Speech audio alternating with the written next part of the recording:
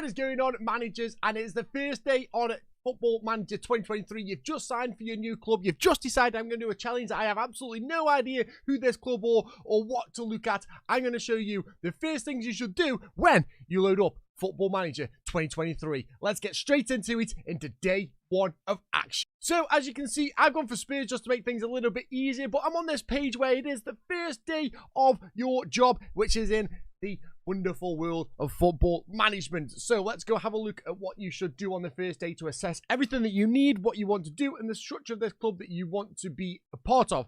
First and foremost, I always look at these, and it is the club vision. What the club vision is basically what the board want from you, and what now they've introduced the fans want from you. So some of these are priorities, at least the knockout stages of the UEFA Champions League. So I need to get through that group stages of the Champions League, else I could be in risk of sack, else I'm not qualifying for what they want me to do. In the Premiership, they want me to qualify for the Europa League, which is not too bad. That means they don't really want to be in top four. They just want to be kind of in that area of the top four. But they're happy with Europa League, which I don't mind that. Reach the last stage of the FA Cup and just be competitive in the Carabao. That means they just don't really care about it. And if you can see on this side here, it is like desired or required. So for me, for Tottenham, I would have to develop players using the club's youth system, which is not a problem at all. We can have a look at that. We've got to work with the wage budget. It's obviously Levy, so you know that he's not going to spend money. He doesn't like spending money, so we've got to work in there as well. Maximum 2-year contracts for anyone over the age of 30, which is understandable. And obviously, we've got to reach at least the knockout stages of the Champions League. So they are all required. So you must try and amend by them. They don't mind you missing one or two, but the highly required ones, you've got to be achieving them, else the board are going to pounce on you like a lion after his prey. So you've got that in your head. You've got everything that you need to do. You know what you need to do with the team. Where do you go from here? So for me, I normally have a look at the squad. And the squad is going to be pretty much a big page to look at. And you can see that I've already got players out on loan and things like that. So you kind of want to have a look around, see what you've got, see who is out on loan, who's going to potentially be coming back next season for you as well, whilst you kind of revamp things. But what I do as well mostly is I take this off where players are out of your club. You can actually switch them off. So once you've had a look, you know they're, always remember them in their head. You'll get your monthly and your weekly reviews on how they are playing on their loans. But just get rid of them, not at club, and then that just takes them all away. And you've just got the players that you are left with now. So you can completely assess the squadron from your goalkeepers, defenders, midfielders, centre attacking strikers or centre mids or something like that. Anywhere on there, you've got your players that you want to look at, assess them completely, and then that's what you want to do to get into your tactics.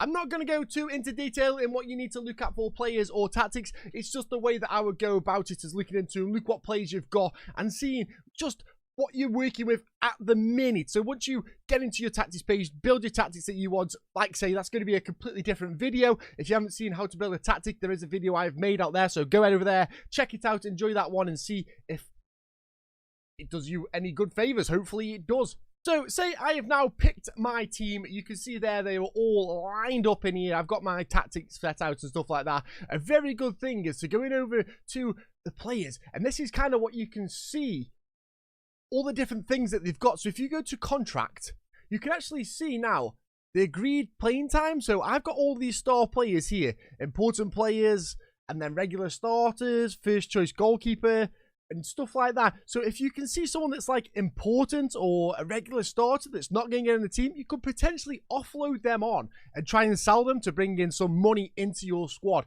That's just one way to look at things, or one way to try and influence more money being brought into the club. And that just helps out with you massively as well, as if you're trying to build somewhere or you feel weak somewhere.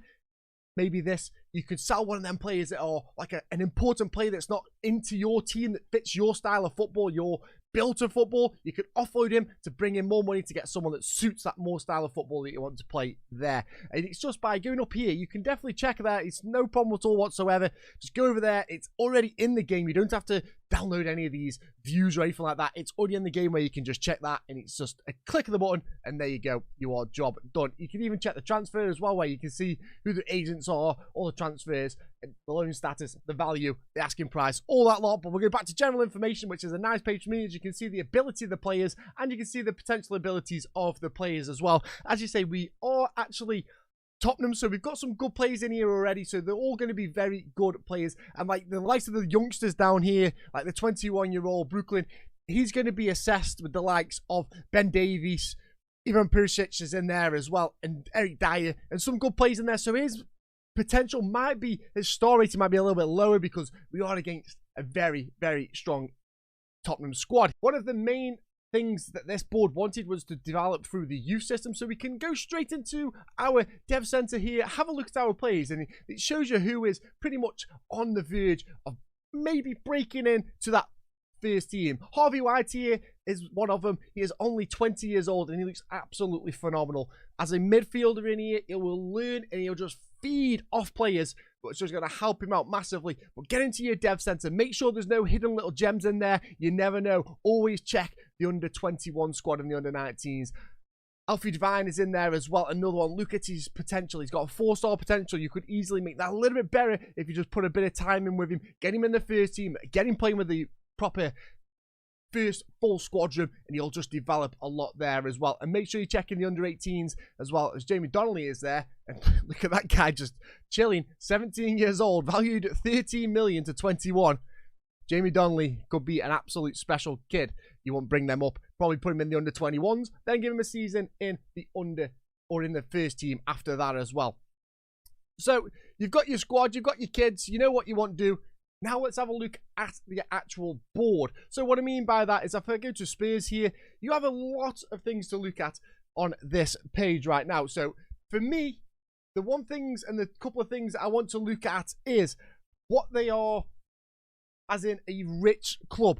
Are they a rich club? Are they not a rich club? You just want to see the general information of them and all the other details that you can find around here that you can see. So the finances down the bottom here, we are a rich club. There are so different kinds of levels of clubs. You've got your poor clubs, you've got your average clubs, you've got your rich clubs, and you've got all different ones. Rich is probably the best one that you want because they've got the money and the infrastructure of the team. So what that means is rich clubs will, if you sell a player, they'll potentially give you the full funding of that transfer. So say I sell a player for 10 million, I'll get probably about 9.5 million of that 10 million because they're a rich club. They don't need the money to invest in the club. The club is already making money to make the run. So I don't need to really worry about players. If I'm like a poor club, you've got to be careful because your transfer budget from what you sell players with might be a little bit lower. So be careful on that. You've got to try and make the club money and try and help them to get into a very profitable making team. Else you're going to be in a bit of trouble of getting money for the transfer window. So if I have a look at the finances here,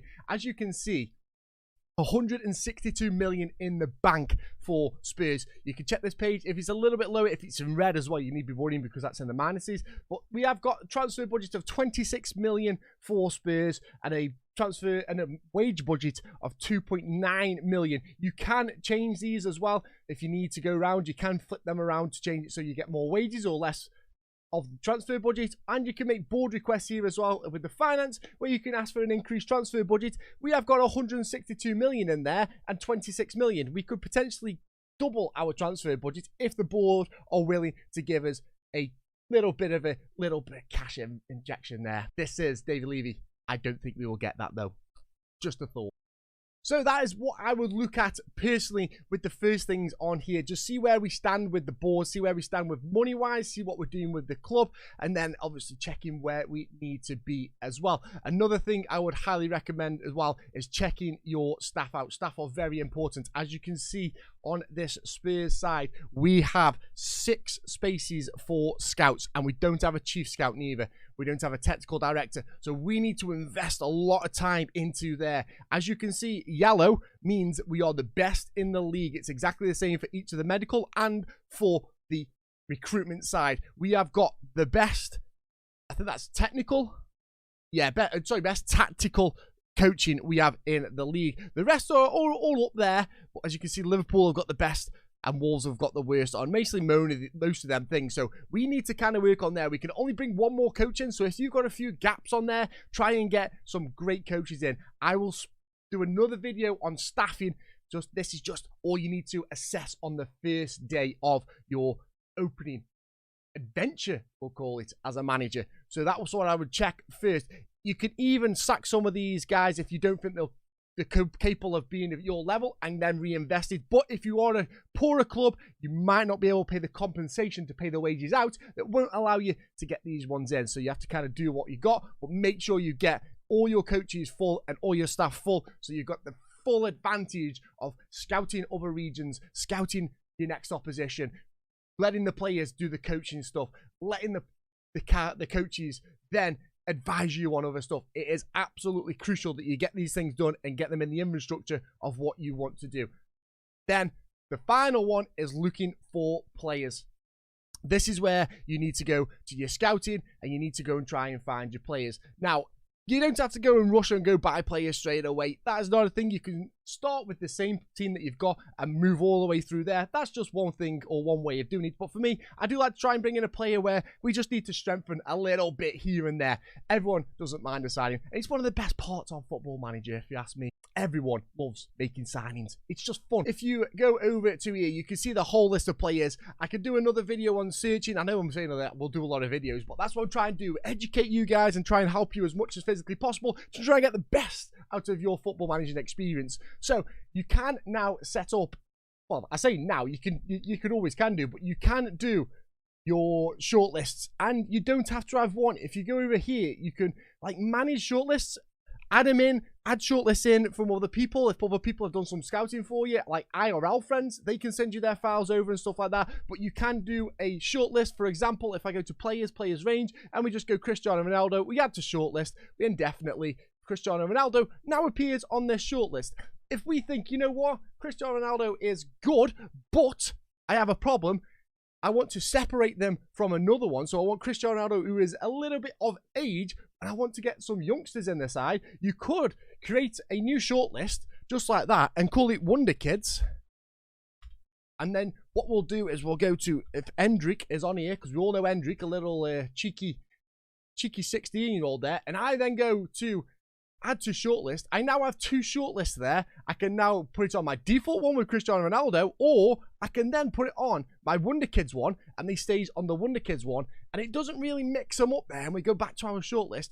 He is there on our Wonder Kids list. So the default one has Cristiano Ronaldo in there, and then we have a new one with Hendricks in there. We just need to move Cristiano Ronaldo. We kind of messed that one up there, but you know what I mean. You've got the two shortlist there, so you can have a stack of Wonder Kids, you can have a stack of age ones, or you can even go goalkeepers, defenders, midfielders, strikers, and it just keeps everything nice and clean for you. So that is what I would highly recommend you doing with that one. With your shortlists, you can go into your squad planner, which is absolutely brilliant. And the thing with this wonderful thing is you can add players in now that are not even in your team. So, for example, our strikers are Harry Kane, Son, Richarlison, and Mora. If I go to add, and then I go shortlist, attackers,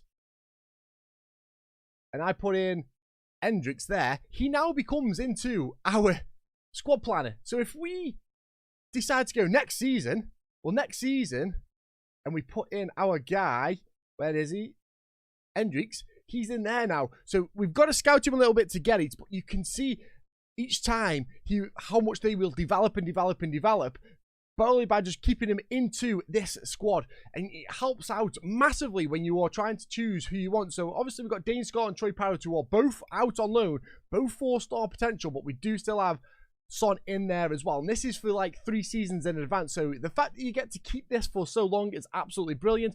Richarlison is in there as well. You can see that the guys, the current abilities and all stuff like that, it all changes how they expect it to be, and it is absolutely brilliant. You can do this with every single position, and that is your tactic as well. The fact that it's your tactic is absolutely brilliant, so you can click on whatever you want or whenever you want and just change things to however it needs to be. If we're on the full scene there, we got Lloris. See how we got Lloris and we got Fraser Foster? The problem is they are both old. One's 34, one's 35, so 3 seasons they might not be playing, so we might need to get some new goalkeepers in to try and bolster up that and get a youngster in there to solidify that #1 spot for the goalkeeping position.